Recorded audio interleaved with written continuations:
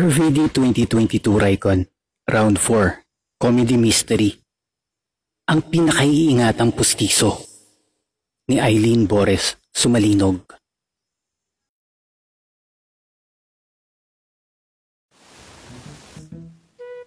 Napakalakas ng wasiwas ng hangin sa dalampasigan. Samantalang ang mga alon na may nagsisisayaw na tila'y wala ng darating pambukas. Sa ibabaw naman ng karagatan, isang barkong pinamumunuan ng isang kapitan na may maitim na balbas ang lumalayag. Tunog ng kulog at kidlat ang kanilang naulinigan. Ngunit ito'y di naging hadlang sa kanila upang hindi kantahin ang sikat na liriko ng Baby Shark. Sabay ng kanilang pagkembot ay ang pagtunog ng kanilang mga puwit na nagpapahiwatig ng pagputot. Umalisansang ang matinding amoy sa paligid na parang lasong nakamamatay. Utot na mas makamandag pa sa tuklaw ng ahas. Ngunit isang matinding pagpito ang pinakawalan ni Ginoong De Los Santos na mas naging kadahilanan ng paghahalakhak ng kanilang mga kasamahan, kabilang na roon ang kapitan na umalingaw-ngaw sa buong barko ang kanyang bruhang halikhik. Ginoong De Los Santos, matindi ka talaga kapag umuutot. Paniguradong hindi lang yan hangin, kundi may kasama na yung panalangin. Pagbibiro ng kapitan na si Ginoong Tambusyo. Kailangan mo na yung ideposito bago ka pa magkalat dito. Dagdag nitong ani. Nakangisi namang tumugon si Ginoong De Los Santos sa kanya at tuluyan na nga itong pumanhik sa palikuran. Samantalang siya'y nasa loob ng palikuran at nagpapalabas ng kanyang hinaing doon, ay panay pa rin ang kanyang pagsabay sa kanina pa nilang inaawit.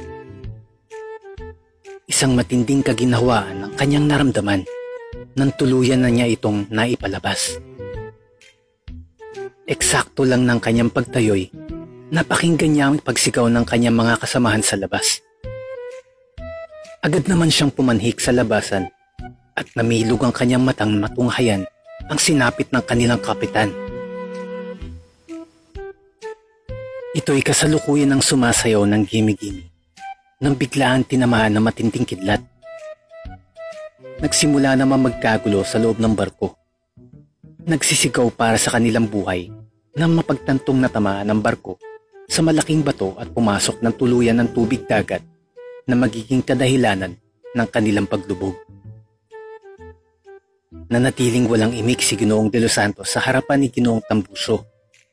Ngunit bumalik ito sa kanyang gunita nang mahigpit siyang hawakan ito sa kanyang braso. Nagsimula ng manubig ang kanyang mga mata. Kapitan! Kumapit ka! Lulubog na tayo! Mamamatay na tayo! Umahagulgol siya ng matindi, kasabay ng bigla ang pag-awit. Kung wala ka nang maintindihan, kung wala ka nang makapitan,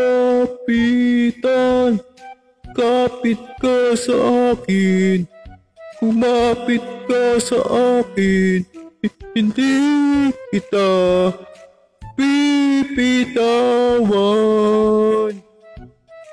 Napatigil siya sa kanyang pagkanta nang bigla siyang batukan nito. Mamamatay na nga lang ako. Nagpapatawa ka pa talaga. Paumanin, Kapitan. Bigla ko kasing naalala si Ricardo at Onyok.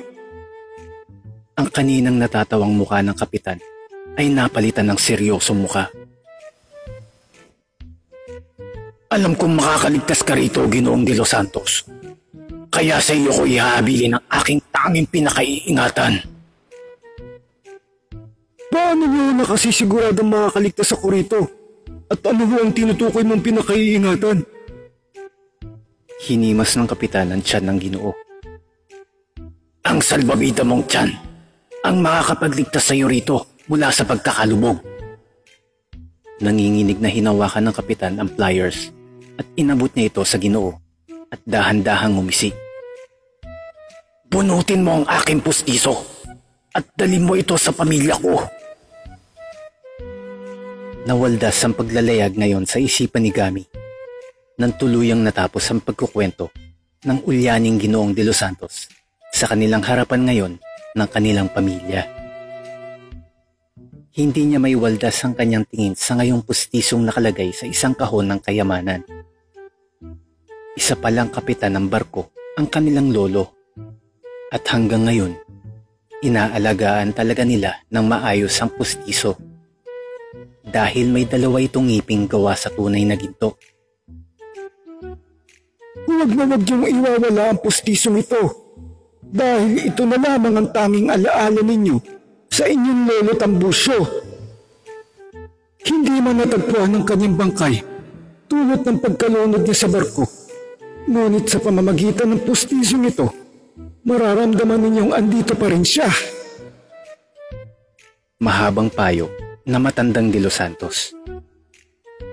Naiba ang atensyon ni Gami roon sa kanyang lola Trining nang unti-unti nitong lapitan ang kinaroroonan ng pustiso.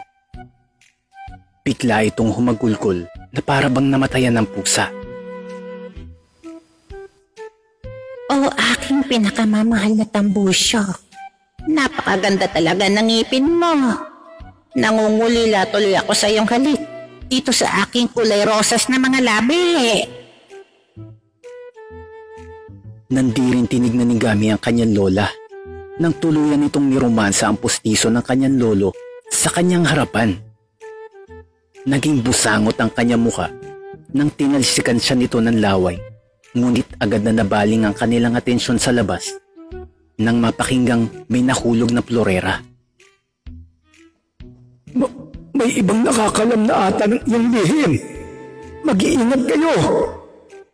Pambabanta ni Ginoong de los Santos na ngayon sinabayan ng pagsasalita ng pag-utot.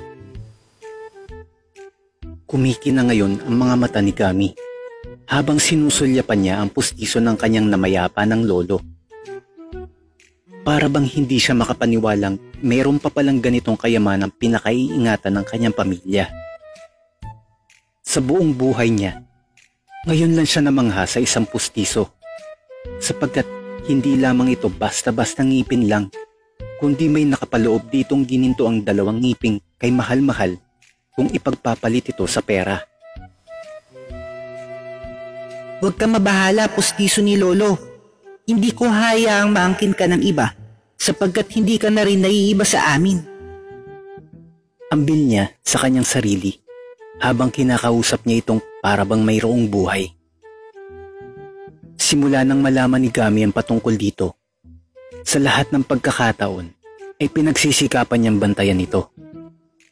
Hindi pinapalamukan, hindi pinapalangawan, at palagi niya rin itong pinagsisipilyo upang manatili ang kinang habang kinakantahan niya ito ng brush, brush, brush 3 times a day. Pinapasuri niya rin ito sa dentista upang iwas din ang pagkabulok. Alam mo, pustiso, nang dahil sa'yo, parang naramdaman ko na rin andito talaga si Lolo Tambusyo kasama ko. Napangiti siya rito habang patuloy itong kinakausap. Ngunit, alam mo ba, may katanungan bumabagabag sa aking isipan. Kung hindi nakita ang bangkay ng aking lolo, posible kayang buhay pa siya? Napaisip siya ng matindi.